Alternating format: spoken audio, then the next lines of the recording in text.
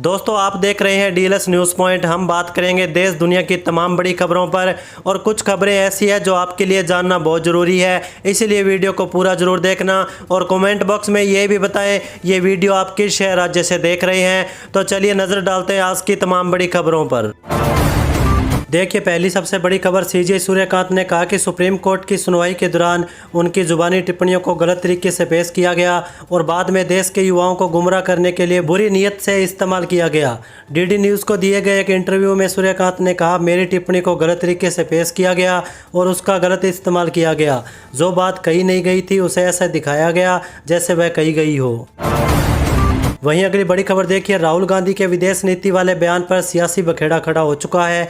रक्षा मंत्री राजनाथ सिंह ने राहुल के बयान पर कड़ी नाराजगी जताई और कहा कि उनकी टिप्पणी बेहद ओछी और निंदनीय है। राजनाथ ने कहा कि गांधी उपनाम वाले किसी व्यक्ति द्वारा ऐसी शर्मनाक टिप्पणी की जा सकती है, इसकी कल्पना करना भी कठिन है। उन्होंने कहा कि राहुल गांधी ने केवल पीएम का ही नहीं बल्कि भारत की अंतर्राष्ट्रीय प्रतिष्ठा का भी अपमान किया है।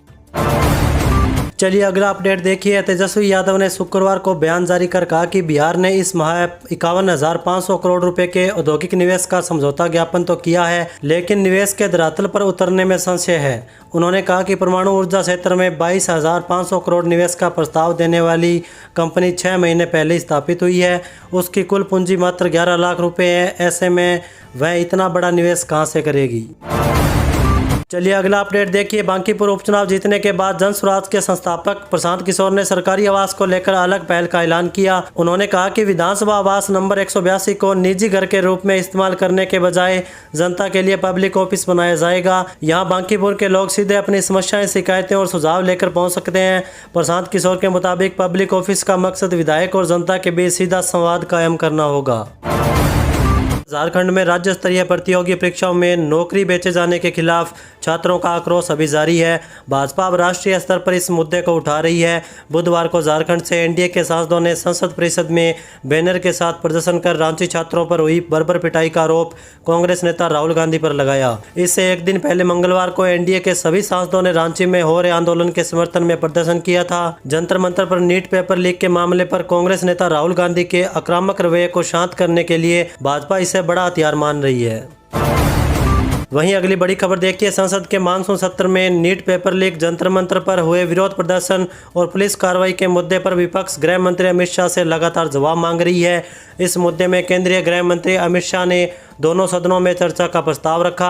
अमित शाह के बयान और सदन में चर्चा को लेकर लोकसभा में नेता राहुल गांधी ने तंज कसा। राहुल गांधी ने कहा कि हमें अमित शाह को लेकर लेक्चर सुनने में कोई इंटरेस्ट नहीं है। अमित शाह के बयान पर राहुल गांधी ने कहा कि 20 जुलाई को जंतर मंतर पर प्रदर्शनकारियों पर कील लगी लाठियों से पीटने, गोली चलाने का आदेश किसने दिया था।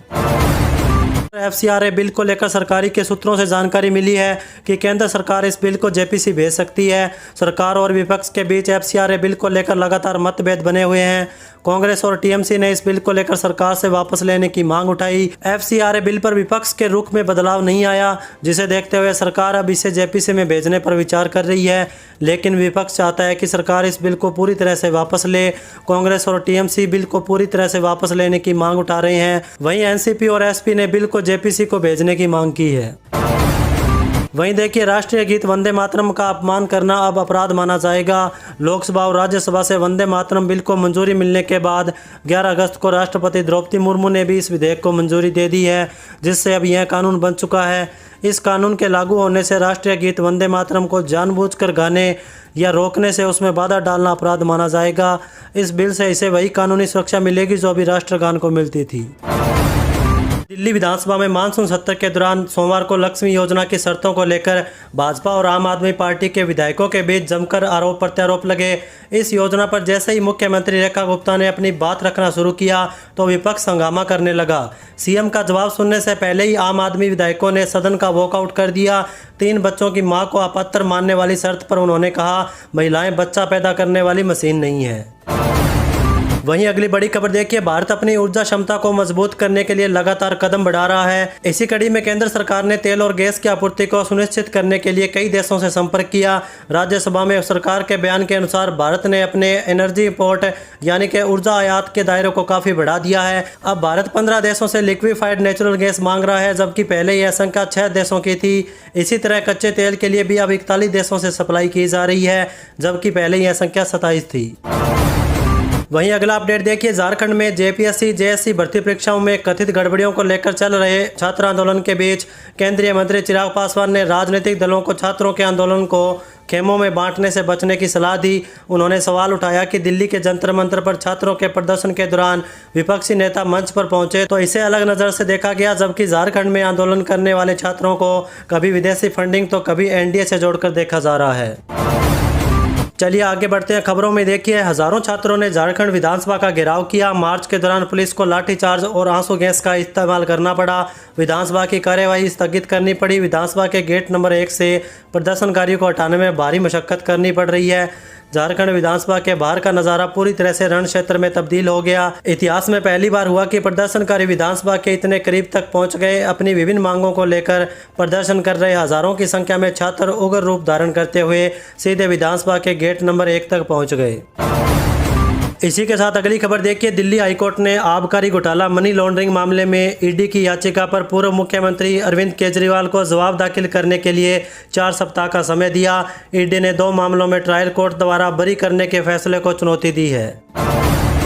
वहीं अगली बड़ी खबर देखिए, बसपा के राष्ट्रीय कोऑर्डिनेटर आकाश आनंद सपा और कांग्रेस पर जमकर बरसे।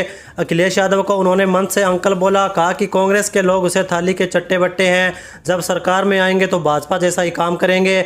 गलती से भी कांग्रेस को वोट पड़ गया तो ये वही काम करेंगे जो भाजपा और समाजवादी पार्टी ने किया। चलिए अगला अपडेट देखिए, उत्तर प्रदेश के विधानसभा चुनाव 2027 को लेकर बेहद गंभीर हो चुकी बहुजन समाज पार्टी के अध्यक्ष मायावती हर वर्ग को साधने के प्रयास में है। पिछले विधानसभा चुनाव में सिर्फ 1 सीट पर सिमटी बसपा को मायावती इस बार बूस्टर डोज देने की तैयारी में है। सोशल मीडिया पर बेहद एक्टिव मायावती ने अब युवाओं को साधने का उपक्रम प्रारंभ किया। वहीं देखिए दोस्तों, केंद्रीय मंत्री किरेन रिजिजू ने सोमवार को कहा कि सरकार संसद में छात्र विरोध प्रदर्शनों पर चर्चा कराने के लिए पूरी तरह तैयार है। विपक्ष की मांग को स्वीकार करते हुए सरकार ने इस पर सहमति जताई और कहा कि गृह मंत्री अमित शाह संसद में उपस्थित होकर दिल्ली में प्रदर्शनकारी छात्रों पर हुई पुलिस कार्रवाई पर जवाब देंगे और स्थिति को स्पष्ट करेंगे। इसी के साथ आगे बढ़ते हैं अपन खबरों में। देखिए, कांग्रेस गौतम बुद्ध नगर में अपनी खोई जमीन वापस पाने के लिए संगठन सर्जन अभियान चला रही है, जिसकी कमान आंध्र प्रदेश के पूर्व सांसद शेख मस्तान वली को सौंपी गई। यह क्षेत्र कभी कांग्रेस का गढ़ माना जाता था। पार्टी के विधायक और सांसद दोनों यहाँ चुने जाते थे। कार्यकर्ताओं की भीड़ और झंडे हर गली में दिखाई देते थे, लेकिन 1990 के बाद तस्वीर पूरी तरह बदल गई और संगठन भी कमजोर हो गया। वहीं अगला अपडेट देखिए, तमिलनाडु के मुख्यमंत्री सी जोसेफ विजय ने सोमवार को विधानसभा में एक प्रस्ताव पेश किया। इस प्रस्ताव के तहत राज्य भर में सरकारी कार्यक्रमों की शुरुआत में राज्य गीत तमिल थाई वास्तु गाना अनिवार्य कर दिया गया। विधानसभा में प्रस्ताव पेश करते हुए विजय ने कहा कि उनकी सरकार तमिलनाडु के भाषाई और सांस्कृतिक अधिकारों से कोई समझौता नहीं करेगी। उन्होंने विधायकों से इस कदम का समर्थन करने के लिए राजनीतिक मतभेदों को भुलाने की अपील की।